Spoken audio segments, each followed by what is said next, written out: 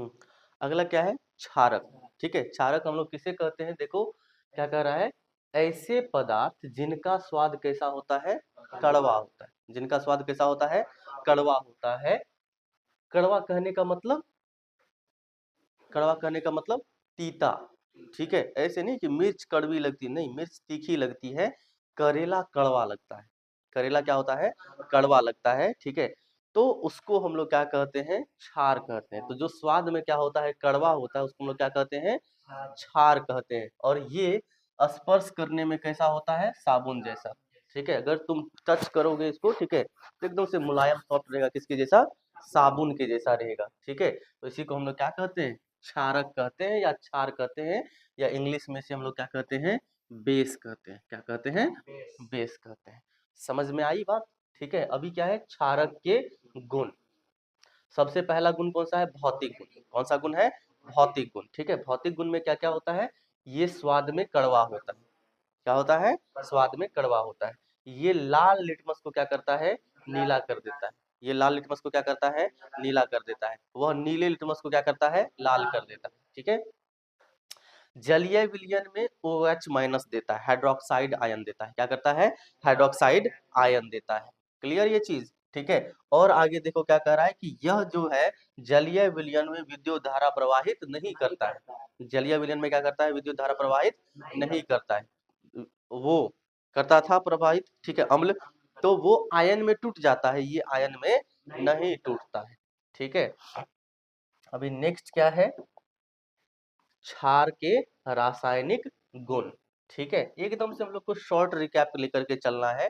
ठीक है, जितना एग्जाम के लिए इंपॉर्टेंट है। ठीक है, कि क्या क्या आ सकता है।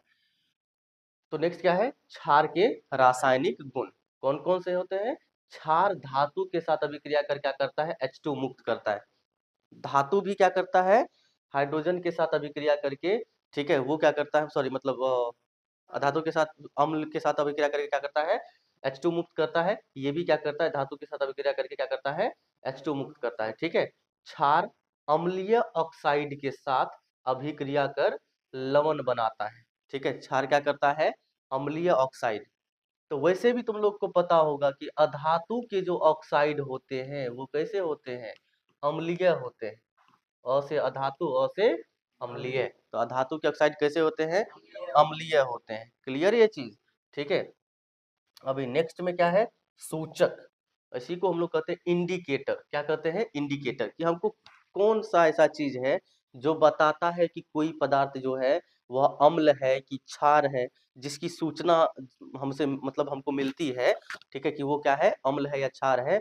उसी को हम लोग क्या कहते हैं? सूचक कहते हैं। ठीक है, तो वैसे पदार्थ जिनसे हमको क्या मिलती है? सूचना मिलती है। ठीक है, तो ये कहता है कि सूचक किसी दिए गए विलयन में, ठीक है, सूचक क्या होता है?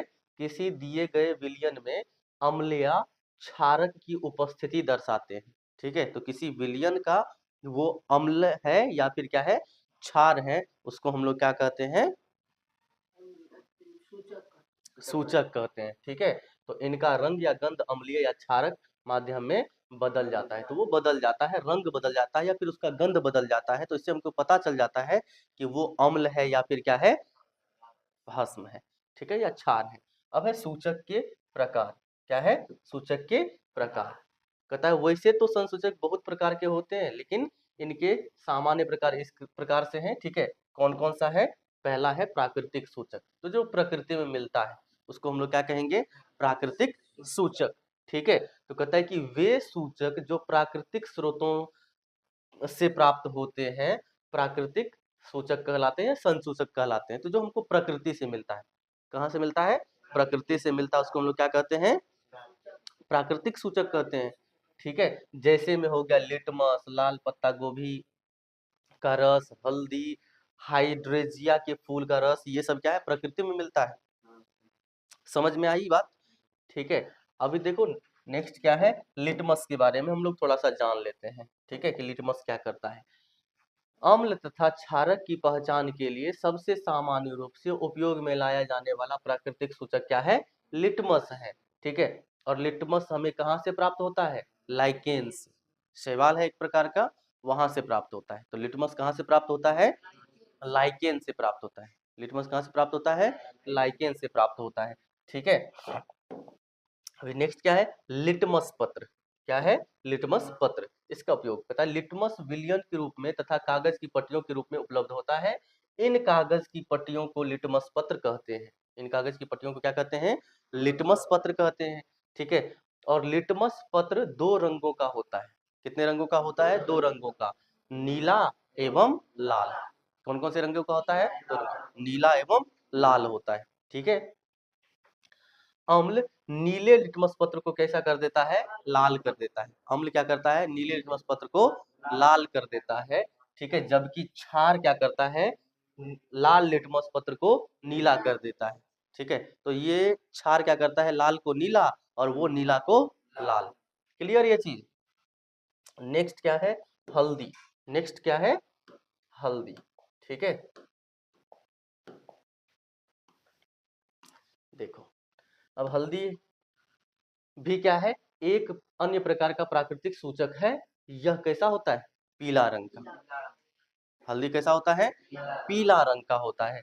ठीक है, कहता है कई बार आपने देखा होगा कि जब किसी सफेद कपड़ों पर सब्जी का दाग लग जाता है और जब इसे साबुन क्षारीय प्रकृति से धोते हैं तो यह उस दाग धब्बे को भूरा लाल कर देता है। होता है ना? दाग लग गया सब्जी का, जा करके साबुन रगड़ोगे तो वो लाल हो जाता है। होता है कि नहीं होता है? ठीक है, लेकिन अम्ल के साथ में इसका कोई भी रंग परिवर्तन नहीं होता है। क्षार के साथ में कैसा हो जाता है? ये भूरा लाल। कैसा हो जाता है? भूरा लाल। लेकिन अगर अम्ल के साथ देखें तो कोई परिवर्तन नहीं होता है। ठीक है, तो क्षारक के साथ इसका रंग कैसा हो जाता है? भूरा लाल हो जाता है। कैसा हो जाता है? भूरा लाल हो जाता है। ठीक है, क्लियर? बात समझ में आई?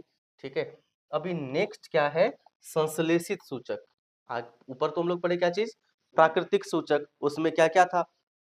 हल्दी, ठीक है, लिटमस पत्र, ये सब आ गया था। ठीक है, लाल पत्ता या गोभी पत्ता का क्या? रस। ठीक है, अभी नेक्स्ट क्या है? संश्लेषित सूचक। संश्लेषित सूचक क्या होता है? देखो, क्या कह रहा है कि ये वे सूचक हैं जो प्राकृतिक नहीं होते अपितु ये रासायनिक पदार्थों द्वारा बनाए गए होते हैं। किसके द्वारा बनाए गए होते हैं? रासायनिक पदार्थों के द्वारा बनाए गए होते हैं, जैसे मेथिल ऑरेंज एवं फिनोल पेथिलीन। ठीक है, कौन कौन सा? मेथिल ऑरेंज और फिनोल पेथिलीन। ठीक है, इनका उपयोग अम्ल एवं क्षारक की जांच के लिए होता है। तो जिसका जांच करने के लिए यूज होता है उसी को हम लोग सूचक कहते हैं। उसको हम लोग क्या कहते हैं? सूचक कहते हैं। ठीक है, अभी आगे देखो क्या है? गंधीय सूचक। कौन सा सूचक है? गंधीय सूचक। ठीक है, तो कुछ ऐसे पदार्थ होते हैं जिनकी गंध अम्लीय या क्षारकीय माध्यम में बदल जाती है। ठीक है, तो कुछ ऐसे क्या होते हैं? सूचक होते हैं या पदार्थ होते हैं जिनका जो गंध होता है ना, चाहे वो अम्ल में हो या फिर क्या हो, क्षार में हो, वो बदल जाता है। क्लियर ये चीज? अभी देखो क्या है, जैसे प्याज एवं लौंग और तेल, इन सब का गंध क्या हो जाता है? बदल जाता है। नेक्स्ट में क्या है? सार्वत्रिक सूचक, यूनिवर्सल इंडिकेटर। क्या होता है? यूनिवर्सल, जो हम हर जगह यूज में आता है। जो क्या होता है? हर जगह यूज में आता है। ठीक है, उसको हम लोग क्या कहते हैं? सार्वत्रिक सूचक कहते हैं। ठीक है, तो कह रहा है सार्वत्रिक सूचक विभिन्न रसायनों का बना हुआ वह मिश्रण है जो भिन्न भिन्न पीएच वाले पदार्थ के बारे में रंग परिवर्तन के द्वारा बता देता है कि वह क्षारक है या अम्ल है। तो ऊपर में जैसे हम लोग पढ़े कि कुछ क्या करता है? अम्ल के साथ परिवर्तित होता है, कुछ क्षार के साथ परिवर्तित होता है, ये दोनों के साथ परिवर्तित होगा। इसीलिए इसको क्या कहते हैं? सार्वत्रिक। क्या कहते हैं? सार्वत्रिक। बात समझ में आई? ठीक है, अब देखो क्या है? लवण। क्या है? लवण। ठीक है, कहता है धातु अम्लों से हाइड्रोजन परमाणुओं का हाइड्रोजन गैस के रूप में विस्थापन करती है। धातु क्या करती है? अरे चट्टा सॉरी, हाफी करता है रे। हैं? इतने सुबह सुबह हाफी कर रहे हो? हैं? बोले थे 3:30, मतलब 3 बजे जगने के लिए, तो हम जब जग जगाए नहीं 3 बजे, मतलब 3:30 बजे, तब तक जगा नहीं। तोरी तोर उठ करके बात कर लेता था, जगता नहीं था। हमको सब पता है, समझ रहे हो? ठीक है, अब मेरा कान बहुत पतला है, तुम क्या बात कर रहे हो, क्या कर रहे हो, सब चीज पता चलता है। ठीक है। तू डाल डाल तो मैं पात पात, समझ रहा है।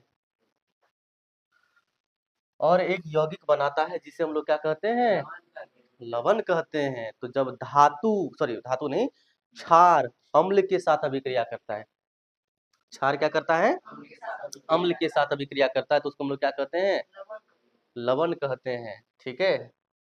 अब तुम लोग को लवणासुर कहते हैं, नहीं, लवण का असुर लवणासुर, है ना। तो लवण के गुण क्या क्या है, लवण ठोस अवस्था में मिलते हैं। अरे नमक हम लोग खाते हैं ना, तो कैसा रहता है, ठोस अवस्था में रहता है, ठीक है, थोड़ी उसको पी जाते हैं, नहीं ना। सामान्यतः लवण कैसे होते हैं, उदासीन होते हैं। तो जब अम्ल क्या करेगा, अभिक्रिया करेगा, अम्ल क्या करेगा, अभिक्रिया करेगा, किस चीज से, क्षार से, तो क्या बनाता है, लवण बनाता है। क्या बनाता है, लवण बनाता है। ठीक है, प्लस जल भी बनाता है। ठीक है, लेकिन मेनली हमको यहाँ पर क्या चाहिए, लवण। ठीक, क्लियर ये चीज। अब कहता है लवणों के जलीय विलयन क्या होते हैं, विद्युत के सुचालक होते हैं। तो जैसे उसको जल में घोलेंगे ना, वो आयन में ब्रेक हो जाता है विद्युत प्रवाहित करने पर। ठीक है, तो इसलिए वो क्या करेगा, विद्युत का सुचालक होता है, विद्युत को प्रवाहित करता है। तो झपकी मार रहा है, नींद पूरी नहीं है। 1 महीना 2 महीना तक, अभी जो मतलब 1.5 महीना बाकी है, कंप्लीट नींद तीन त्याग दो, समझ गया। हाँ, नहीं तो घर में तो सुतले रहता है। देखो अभी नेक्स्ट क्या है, पॉप टेस्ट। ठीक है, ये हम लोग क्लास में नहीं पढ़े हुए थे। ठीक है, कि पॉप टेस्ट क्या होता है। तो जब भी हम लोग क्या करते हैं, अभिक्रिया कराते हैं, वो जो हाइड्रोजन गैस निकलता है ना, तो आवाज आती है पॉप। ठीक है, पुट पुट करके आवाज आता है, उसी को कहते हैं पॉप। ठीक है, तो हाइड्रोजन गैस क्या होता है, हाइड्रोजन गैस से निहित परख नली के पास जब एक जलती हुई मोमबत्ती लाई जाती है, तो पॉप की ध्वनि सुनाई देती है, उत्पन्न होती है। इस टेस्ट को क्या कहते हैं, पॉप टेस्ट। ये दर्शाने के लिए कि हाइड्रोजन गैस वहां पर है। ठीक है, जैसे ही मोमबत्ती को जला करके उसके पास ले जाते हैं, कि कौन सी आवाज आती है, पॉप की आवाज आती है। ठीक है, तो इससे हमको पता चलता है कि वहां पर हाइड्रोजन गैस है। ठीक है, चलो अब हम लोग थोड़ा सा पढ़ लेते हैं, क्या चीज, अभिक्रिया दोनों का। ठीक है, अम्ल एवं क्षारक की धातु के साथ अभिक्रिया। ठीक है, तो अम्ल के साथ पहला क्या है, धातु की अभिक्रिया। ठीक है, तो अम्ल प्लस धातु क्या बनता है, लवण और हाइड्रोजन, और हाइड्रोजन गैस बाहर निकलता है ना। ठीक है, तो धातु के साथ अभिक्रिया करता है अम्ल, तो क्या निकलता है, हाइड्रोजन गैस। जैसे हमारे पास है हाइड्रोक्लोरिक अम्ल की अभिक्रिया हम लोग Zn से करा रहे हैं, यहाँ बन रहा है जिंक क्लोराइड और हाइड्रोजन गैस बाहर। ठीक है, क्षारक के साथ धातु की अभिक्रिया, क्षार प्लस धातु क्या बनता है, लवण प्लस हाइड्रोजन, सेम चीज। तो यहाँ पर हमारे पास है सोडियम हाइड्रोक्साइड, क्षार है, इसकी अभिक्रिया हम लोग जिंक से करा रहे हैं। तो यहाँ पर बन रहा है क्या चीज, क्या चीज, सोडियम जिंकेट। क्या बन रहा है, सोडियम जिंकेट। ठीक है, हाइड्रोजन बाहर निकल रहा है। ठीक है, क्लियर ये चीज। अब क्या है, उदासीन या उदासीनी अभिक्रिया, तुम लोग पढ़े भी होंगे। ठीक है, हो ना, फर्स्ट चैप्टर में, कि जब हम लोग अम्ल और क्षार की अभिक्रिया कराते हैं, तो लवण जो बनता है तो वो उदासीन होता है। तो इस अभिक्रिया को क्या कहते हैं, उदासीन अभिक्रिया। क्या कहते हैं, उदासीन अभिक्रिया कहते हैं। ठीक है, तो ये क्या कह रहा है कि ऐसे पदार्थ, कैसे पदार्थ, ऐसे पदार्थ जो लाल अथवा नीले लिटमस पत्र को क्या करता है, उसके रंग को परिवर्तित नहीं करते हैं। ठीक है, तो उसको हम लोग क्या कहते हैं, उदासीन कहते हैं। क्या कहते हैं, उदासीन कहते हैं। तो अम्ल परिवर्तन करेगा, क्षार भी परिवर्तन करेगा, लेकिन उदासीन पदार्थ क्या करेगा, नहीं करेगा। तो इसका मतलब लवण क्या करेगा, कुछ परिवर्तन नहीं लाएगा। ठीक है, क्लियर ये चीज। तो ऐसे पदार्थ न तो अम्लीय होते हैं और ना ही क्षारकीय होते हैं। ऐसे पदार्थ क्या होते हैं, ना तो अम्लीय होते हैं और ना ही क्षारकीय होते हैं। क्लियर ये बात समझ में आई। ठीक है, अब जैसे क्या है, नमक, नौसादर, calcium chloride, sodium carbonate, sodium bicarbonate, etc. तो ये सब क्या है, उदासीन पदार्थ है। क्या है, उदासीन पदार्थ है। ठीक है, जो ना अम्लीय होते हैं और ना ही क्षारीय होते हैं या क्षारकीय होते हैं। यही है उदासीन अभिक्रिया। तो जब अम्ल द्वारा क्षारक का प्रेक्षित प्रभाव तथा क्षारक द्वारा अम्ल का प्रभाव समाप्त हो जाता है, यानी कि जब हम लोग अम्ल और क्षार की अभिक्रिया कराते हैं ना, ठीक है, तो दोनों का गुण क्या हो जाता है, नष्ट हो जाता है और वो बन जाता है लवण, जिसमें ना तो अम्लीय गुण होता है और ना ही क्षारीय गुण होता है। ठीक है, तो उदासीन बन गया और इसी प्रक्रिया को हम लोग क्या कहते हैं, उदासीनीकरण अभिक्रिया। क्या करता है मतलब क्या कहते हैं, उदासीनीकरण अभिक्रिया कहते हैं। बात समझ में आ रही है विवेक कुमार, समझ रहे हो?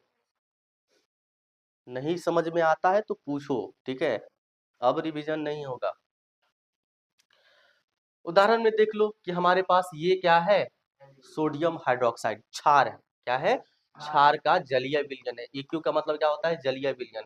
और हमारे पास में यहाँ पर हाइड्रोक्लोरिक अम्ल का क्या है, जलीय विलयन है। ये क्या बन जाता है, NaCl, जिसको हम लोग साधारण नमक कहते हैं, जिसका हम लोग घर में यूज करते हैं खाने के रूप में। ठीक है, तो NaCl और ये क्या हो गया, जल। ठीक है, प्रबल अम्ल दुर्बल क्षारक, ये चीज देखो कि यहाँ पर कौन सा प्रबल है, अम्ल है। अम्ल कौन सा है, प्रबल है। ठीक है, और ये दुर्बल है। तो सिंपल सी बात है कि अगर हमारे पास में यहाँ पर -5 हो और +3 हो, तो यहाँ पर जो वैल्यू आएगा वो माइनस में ही आएगा, है ना।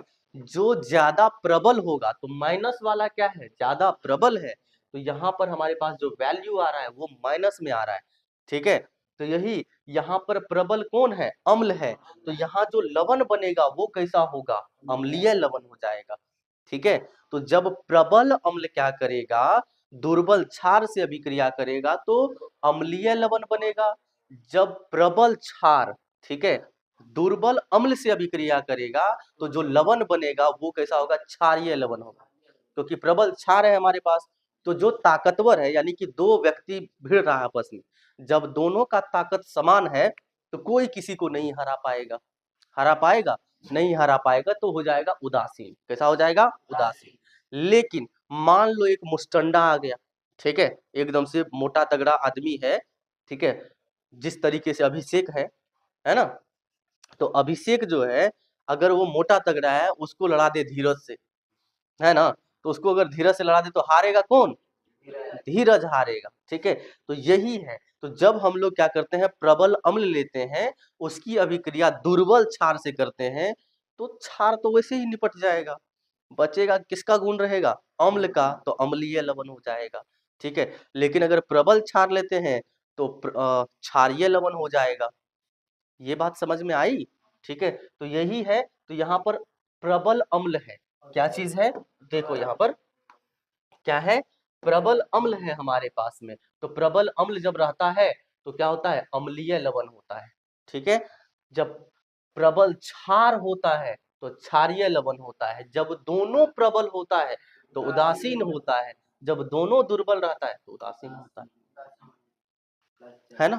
दोनों दुबले पतला है ना। धीरज को अविनाश को लड़ा दे, नहीं तो धीरज अनीश को लड़ा दे, तो दोनों नहीं हारेगा, है ना। 2 फैट वो तो 2 फुट वो, फैट वो, है ना, तो बात बराबरी रह जाएगा। ठीक है, तो या तो दो तगड़ा को लड़ा दो या दो दुर्बल को लड़ा दो, तो उदासीन रहेगा। लेकिन अगर कोई भी तगड़ा आ गया, एक तगड़ा और एक कमजोर, है ना, तो कमजोरा को उठा के पटकेगा, हड्डी पाजर तोड़ देगा, है ना। ये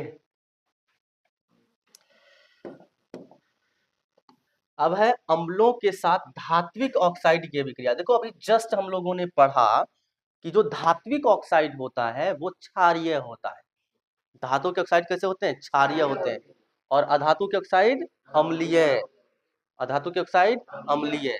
ठीक है, तो धात्विक ऑक्साइड कहने का मतलब ये क्या है, क्षार है। तो हम लोग तो ऑलरेडी पढ़ चुके हैं कि अम्ल अम्ल जो होता है, अगर वो क्षार के साथ अभिक्रिया करता है तो लवण और जल बनता है। क्लियर।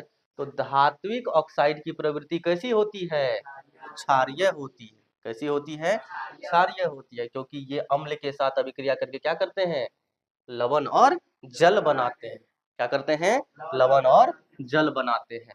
बात समझ में आई?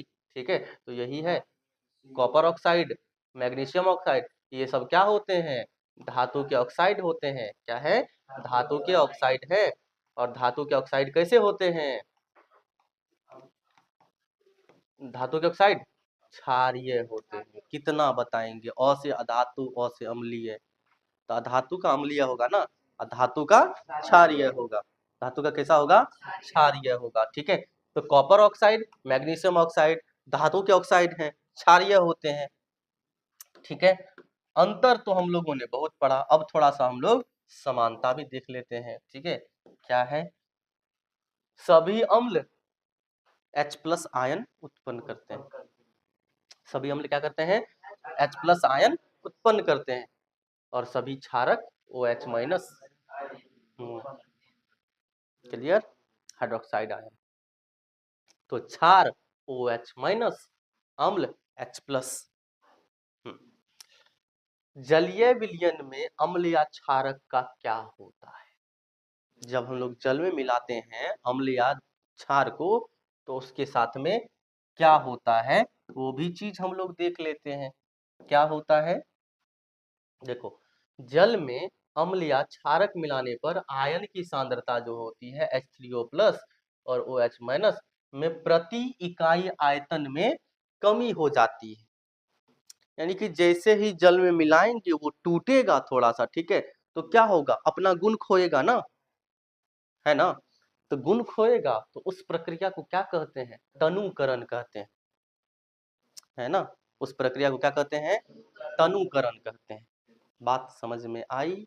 ठीक है, अभी देखो, ये अम्ल या क्षारक क्या हो जाते हैं? तनुकृत हो जाते हैं। क्या हो जाते हैं? तनुकृत हो जाते हैं। अब है क्षार तथा अम्ल की प्रबलता। क्षार तथा अम्ल की प्रबलता। ठीक है, अभी देखो, कहता है किसी क्षार या अम्ल की प्रबलता उत्पन्न H+ आयन या OH- आयनों की संख्या पर निर्भर करता है।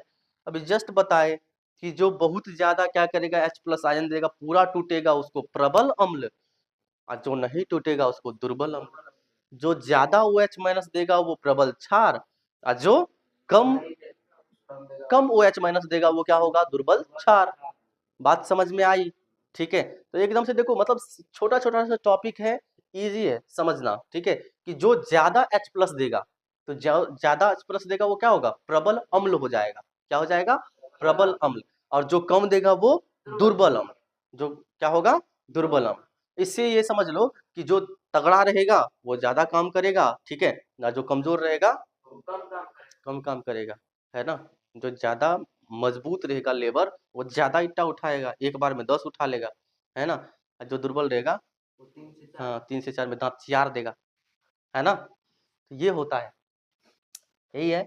तो किसी अम्ल या क्षारक की प्रबलता हम एक सार्वभौमिक सूचक द्वारा ज्ञात कर सकते हैं। और हम लोग अभी पढ़े थे सार्वभौमिक सूचक, कि जो अम्ल के भी बारे में बताता है और जो क्षार के भी बारे में बताता है, उसको हम लोग क्या कहते हैं? सार्वभौमिक सूचक कहते हैं। ठीक है, अभी देखो क्या है,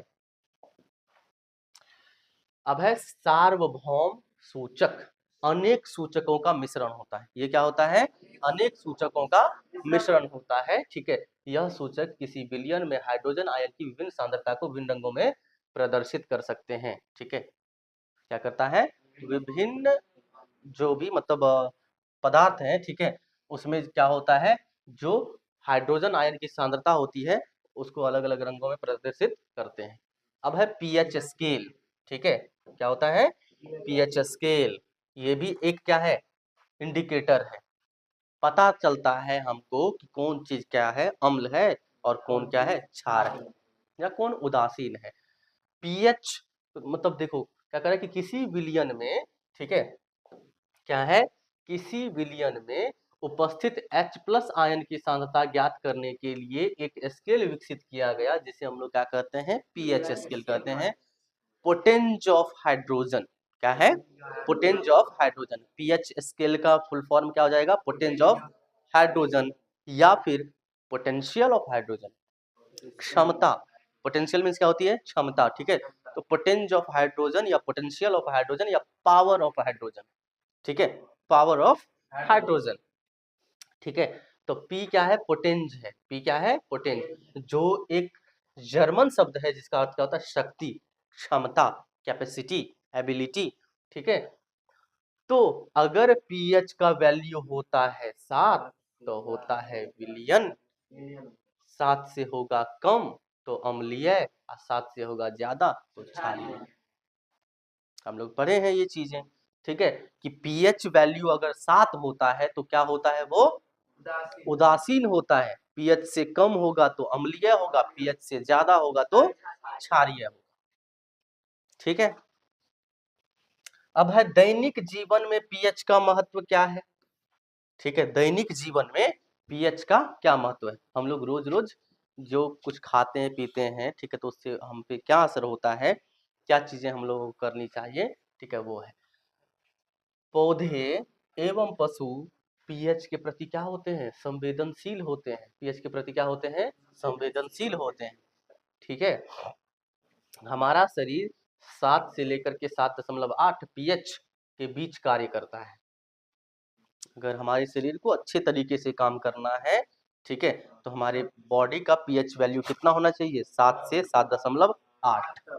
या तो उदासीन होना चाहिए या फिर थोड़ा सा क्षारीय होना चाहिए, ज्यादा नहीं, थोड़ा सा क्षारीय होना चाहिए।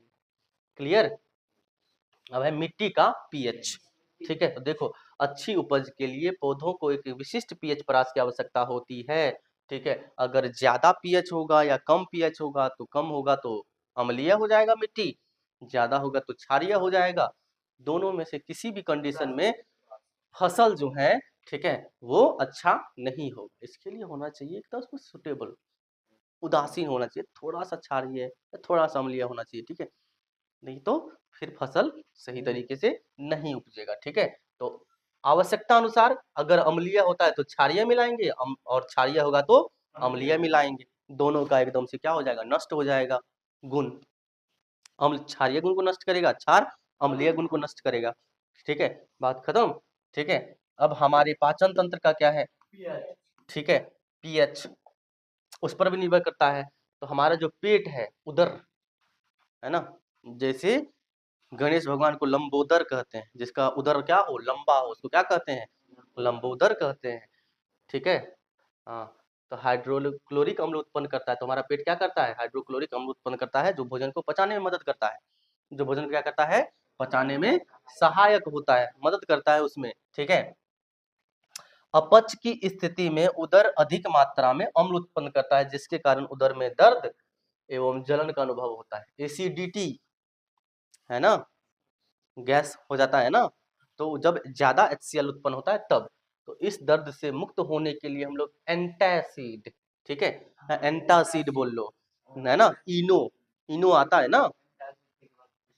ठीक है, तो जैसे क्षारकों का उपयोग किया जाता है, जो अम्ल की अधिक मात्रा को क्या करता है, उदासीन कर देता है। जैसे मिल्क ऑफ मैग्नीशिया, क्या है, मिल्क ऑफ मैग्नीशिया, इनो पियो, एसिडिटी दूर करो, है ना, 10 रुपया में देता है, बस गैस खत्म। ठीक है, अब है pH परिवर्तन के कारण दंत क्षय। हम लोग खाना खाते हैं, ऐसे सो जाते हैं, मुंह खुली रह जाती है, बैक्टीरिया आता है, अपना काम करता है ना, उसको भी भोजन चाहिए होता है। ठीक है, तो वो दांत पे क्या करता है, अभिक्रिया करके अम्ल गिराता है। ठीक है, दांत में जो भोजन फंसा हुआ रह जाता है ना, उसको पचाने के लिए क्या करता है, अम्ल का उपयोग करता है। ऐसी अगर हम लोग दांत साफ नहीं करें, तो जो कोलगेट ब्रश करते हैं ना लोग, उसमें क्षार होता है, क्या होता है, क्षार होता है। वो क्षार क्या करता है, अम्ल के जो मतलब गुण होते हैं उसको नष्ट कर देता है, अम्लीयता को नष्ट कर देता है। दांत हो जाता है उदासीन, तब बैक्टीरिया काम नहीं करेगा। लेकिन अगर हम लोग दांत साफ नहीं करते हैं, धीरे धीरे दांत क्या हो जाता है, खराब हो जाता है। ठीक है, तो यही है, मुंह में pH का मान कितना होना चाहिए, 5.5 से कम होने पर दांतों का क्षय प्रारंभ हो जाता है, यानी कि इससे ज्यादा होना चाहिए। दांत का इनामेल जो होता है कैल्शियम फॉस्फेट से बना होता है, जो शरीर का सबसे कठोर पदार्थ होता है। यह जल में नहीं घुलता, लेकिन pH का मान 5.5 से कम होने पर यह क्या हो जाता है, संक्षारित हो जाता है, यानी कि खत्म हो जाता है। इनामेल खत्म, दांत खत्म। तो हमारे शरीर का सबसे जो महत्वपूर्ण या फिर कठोर अंग है वो क्या है, दांत है, इनामेल। क्षारीय दंत मंजन का उपयोग करने से अम्ल की आदि की मात्रा को उदासीन किया जा सकता है। ठीक है, अब है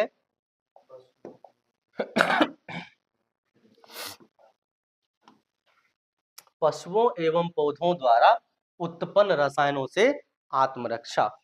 किस तरीके से हम लोग आत्मरक्षा कर सकते हैं? तो मधुमक्खी का डंक एक क्या करता है? अम्ल छोड़ता है। मधुमक्खी का डंक क्या करता है? एक अम्ल छोड़ता है, जिसके कारण दर्द एवं जलन का अनुभव होता है ना। जैसे ही मधुमक्खी डंक मारी, बहुत जोर से जलन होता है, दर्द होता है। ठीक है, तो इसके लिए वहां पर हम लोग क्या करते हैं? बेकिंग सोडा का, ठीक है, खाने वाला सोडा। नेटल के डंक वाले बाल मेथोनाइक अम्ल छोड़ जाते हैं, जिसके कारण जलने वाले दर्द का अनुभव होता है। और इसका इलाज क्या होता है? डंक वाले स्थान पर डाक पौधे की पत्ती रगड़कर किया जाता है। नेटल समझते हो ना? भुआ भुआ भुआ लग जाता है ना, ठीक है, तो फिर उसको क्या करते हैं? रगड़ते हैं ना, हम लोग गोईठा से रगड़ते हैं। एक डाक का पौधा आता है, उसको रगड़ोगे वो ठीक हो जाएगा, क्योंकि उसमें अम्ल होता है और ये क्षारीय होता है, तो रगड़ने से फिर क्या हो जाता है? ठीक हो जाता है। अब है अम्लीय वर्षा। अम्लीय वर्षा कैसे होता है? तो वर्षा के जल की पीएच मान जब 5.6 से कम हो जाती है, तो उसको क्या कहते हैं हम लोग? अम्लीय वर्षा कहते हैं। ठीक है, अब है लवणों का पीएच। बस अब थोड़ा सा बाकी है। ठीक है, क्या है? लवणों का पीएच। प्रबल अम्ल एवं प्रबल क्षारक के लवण पीएच का मान क्या होता है? 7 होता है, तथा ये कैसे होते हैं? उदासीन होते हैं। कैसे होते हैं? उदासीन होते हैं। ठीक है, जबकि प्रबल अम्ल एवं दुर्बल क्षारक के लवण पीएच का मान क्या होता है? 7 से कम होता है, तथा ये अम्लीय होते हैं।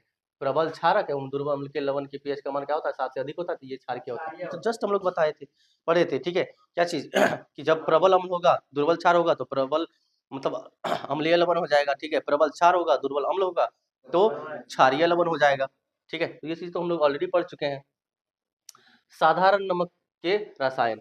ठीक है, तो साधारण नमक को हम लोग क्या कहते हैं? Sodium chloride, NaCl। ठीक है, जिसे हम लोग क्या करते हैं? भोजन में इस्तेमाल करते हैं। इसे क्या करता है? किया जाता है, समुद्री जल से बनाया जाता है। रॉक सॉल्ट एक भूरे रंग के क्रिस्टल के रूप में पाया जाता है। इसे कोयले की तरह निष्कर्षण करके प्राप्त होता है। रॉक सॉल्ट जानते हो ना? वो काला नमक, खाने में स्वादिष्ट होता है ना।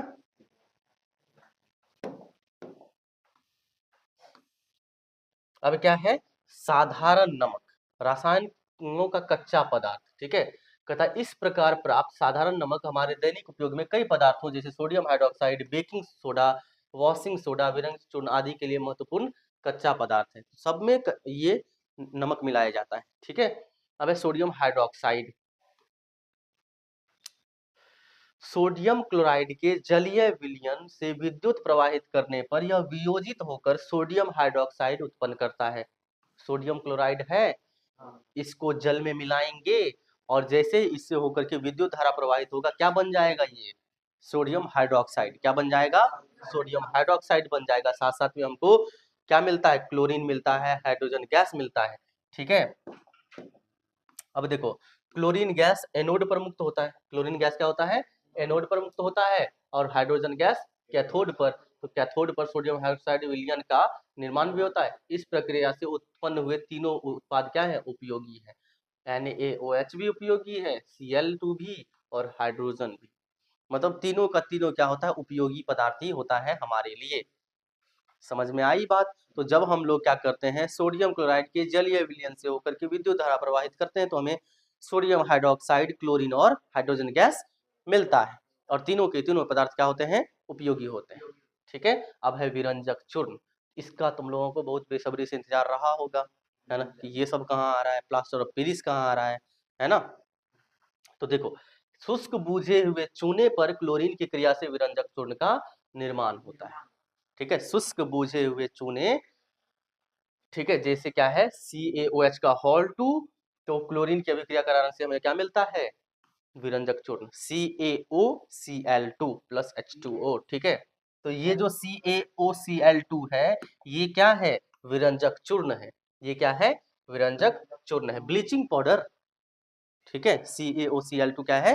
Bleaching powder. ठीक है, विरंजक चूर्ण। उपयोग देखो किस चीज में हो रहा है? वस्त्र उद्योग में सूती व लिनेन के विरंजन के लिए, वस्त्र उद्योग में। ठीक है, कागज की फैक्ट्री में, रासायनिक उद्योग में एक उपचायक के रूप में, और पीने वाले जल को जीवाणु से मुक्त करने के लिए रोगाणुनाशक के रूप में काम किया जाता है। पानी में मिला दो, ठीक है, ब्लीचिंग पाउडर मिलाया जाता है ना पानी में, ट्यूबवेल सब में, ठीक है, तो मिला दिया जाता है, तो उसमें जो भी कीड़े मकोड़े होते हैं क्या हो जाते हैं, खत्म हो जाते हैं, ठीक है, जीवाणु सब नष्ट हो जाते हैं, ठीक है, तो पानी एकदम से साफ निकलता है।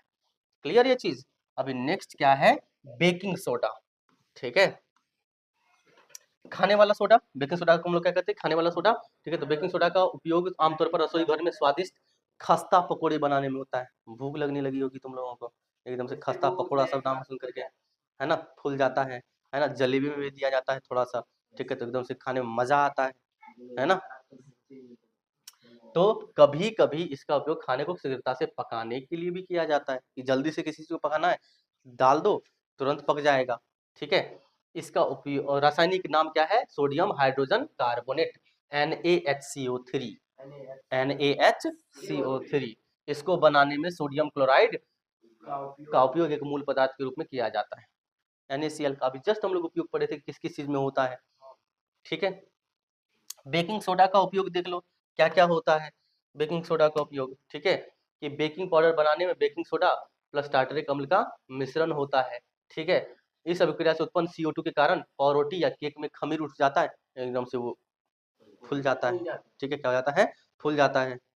ए लड़का, क्या कर रहे हो तुम, कुछ नहीं कर रहे हो तुम, ऐसे ऐसे कर रहा था। हाँ देखो, तथा मुलायम और स्पंजी हो जाता है ना।